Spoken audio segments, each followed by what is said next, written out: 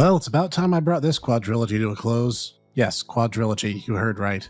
Though, funny enough, not only is the biggest of the 7 Dragon games, with the most customization, most growth, most content, and so on, it both pays homage to and kinda directly contradicts everything else in the franchise. And yes, there are catgirls, we established that out of the gates.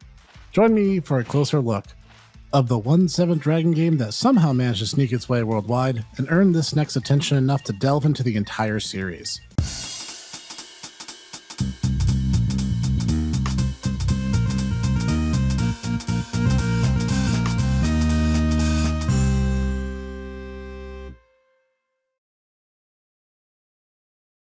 Greetings everyone, this is the Hipster Snek.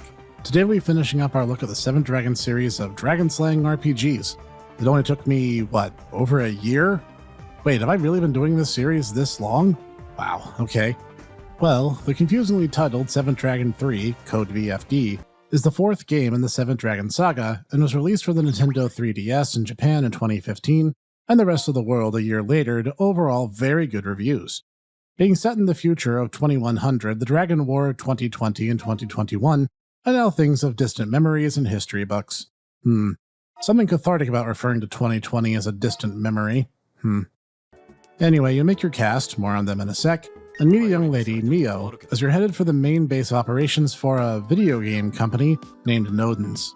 As we are turned away at the door by whatever that thing is, she calls herself Nakamini, and yes, it is a female, but Mio happens to have a ticket that gets us in to try out the hottest new game sensation, 7th and Count, a VR reconstruction of the 2020 Dragon Wars. Mio opts to play as our navigator while we handle the core gameplay, and thus the game begins in earnest.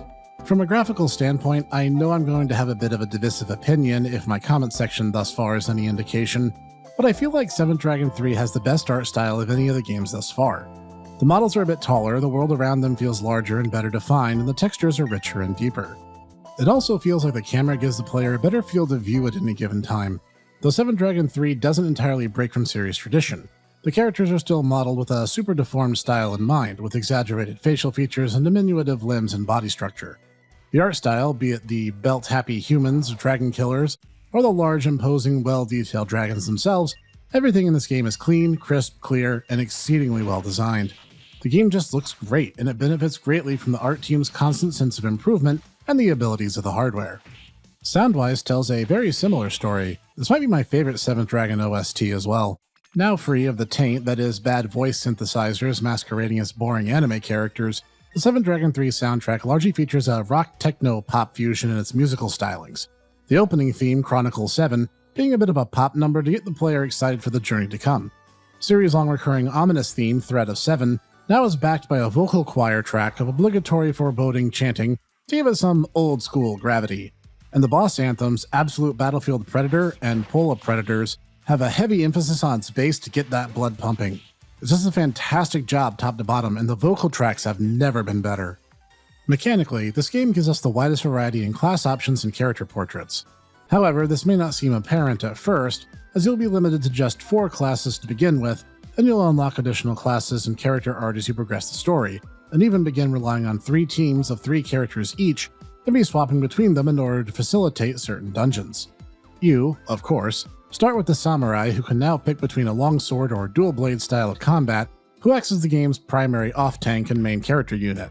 I, of course, take this role. Then you'll have the God Hand, the same as the Destroyer or Monk of past games, who have less defense and MP but a wider variety of combat and support skills. However, their overall HP growth more than offset their want for heavy armor, and my good buddy Ditaku will fill that class for me.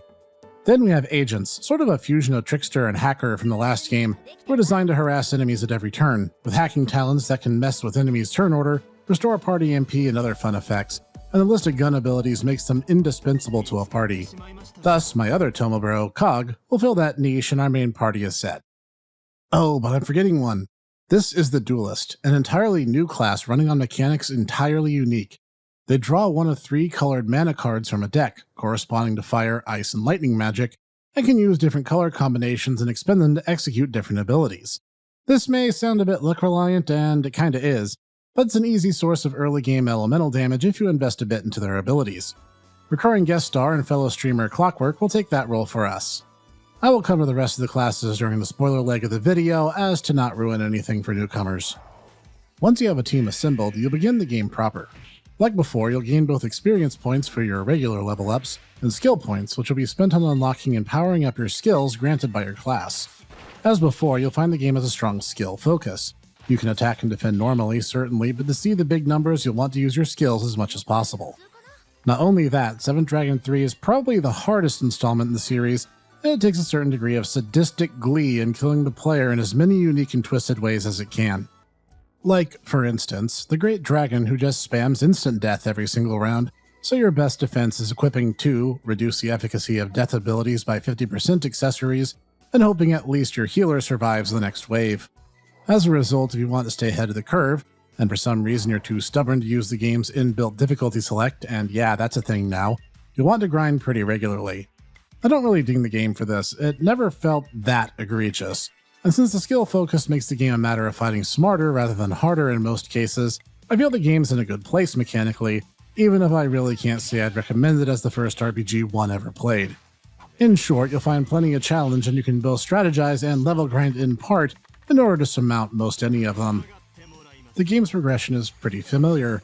Like the 2020 titles, you'll receive Ds, a currency dropped one at a time whenever you defeat a dragon, which can be used to expand rooms and functionality in the Nodens building and unlock additional features, some of which move the plot along, some have mechanical benefit, and others are just for fun.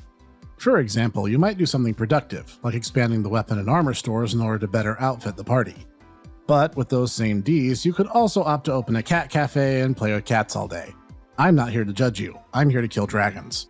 However, so long as you're killing dragons, you'll find yourself constantly upgrading, rather than making painful choices.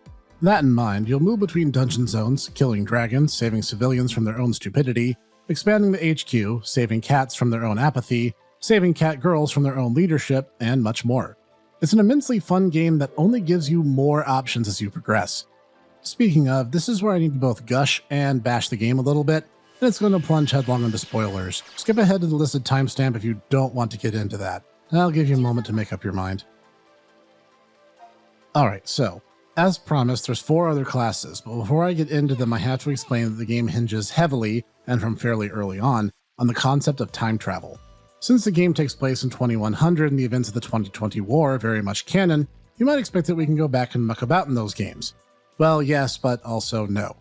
Rather, this game throws that stupid idea out the window by having us just completely destroy the concept of cause and effect by going back to 10,000 BC in order to rescue the lost city of Atlantis from Nyala, the final boss of the first 7th Dragon game and hijacker of 2020, and killing her as the game's first true dragon encounter. We then bring the Lucier catgirls back to the modern day, which begs the question of where did the cloned catgirls even come from, but the less I think on this, the happier I'll be, so let's move on. It then turns out that, against all odds, the first 7th Dragon game actually takes place in the same timeline as the others, but it happens in the year 7000 AD. Yes, that Swords and Sorcery title that really wanted to be Etrian Odyssey became even more like its inspiration by pulling the post-apocalyptic storytelling beat from the far-flung future, which ends up making a lot less sense when you can then proceed to kill True Dragons Haze and Hypnos in a part of the story before the events of the first game happen, making it kind of ambiguous if the events of that game even happened or not, and ah man, my head hurts. No, this largely makes no sense and it kind of invalidates the events of several parts of the series up to this point, and double spoiler alert, the game ends on kind of a massive universal reset button. It both makes perfect sense and no sense at the same time. Well, anyway, these leaps through time land us the last 4 classes. These are Rune Knight, a type of tactical warrior with lots of variety and a high-risk, high-reward gameplay style, and can be a tank in a tight spot. The Fortuner, literally the princess class from 7th Dragon 1, with lots of status trickery and conditional spells that operate when the enemies are inflicted by ailments in lieu of the wanted status.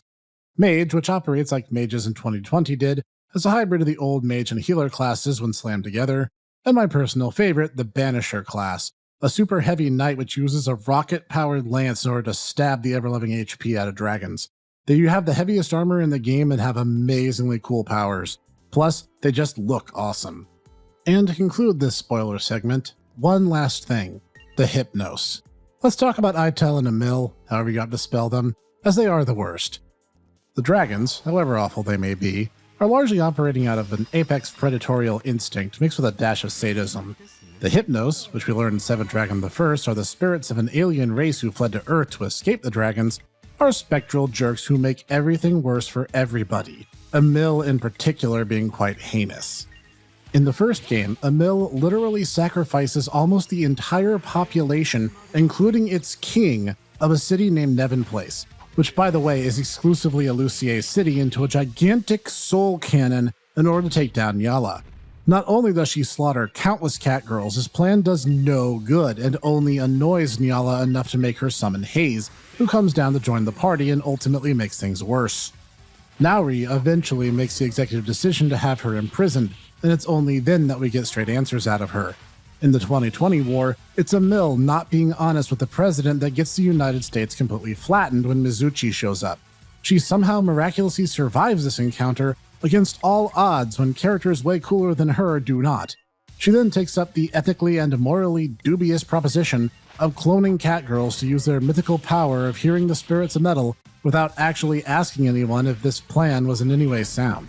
Itel, while less overtly a negative to humankind's efforts in order to save the world, is far from innocent. Instead of being in any way helpful or proactive, she allows her boyfriend to foolishly utilize the Dragon Chronicle to become the dragon-human hybrid, ultimately resulting in them needing to cryo-freeze him to prevent him from just breaking down after he gives his life to shatter Mizuchi's barrier at the end of the 2020 war. She then stubbornly stands her meaningless vigil over him in 7th Dragon the First, all because she's too immature to handle the reality of his own impending and inevitable demise. So sure is he that the heroes of that game are worthy that he throws himself at them knowing he can't win in order to extend the Dragon Chronicle to the cast of the first game. And then, in 7th Dragon 3, these two salty ghost lollies fuse together in order to become one of the worst boss encounters in the franchise, let alone the game, True Dragon Hypnos, externally becoming just as terrible as those they claim to hate after literal millennia of being just as horrid as them on the inside. And just to rub more salt in my wounds, during the last leg of the game, in this kind of unified world soul galaxy zone, Itel and Emil show up and are treated as heroes for their actions. Get bent, Hypnos. Alright, spoiler rant over now.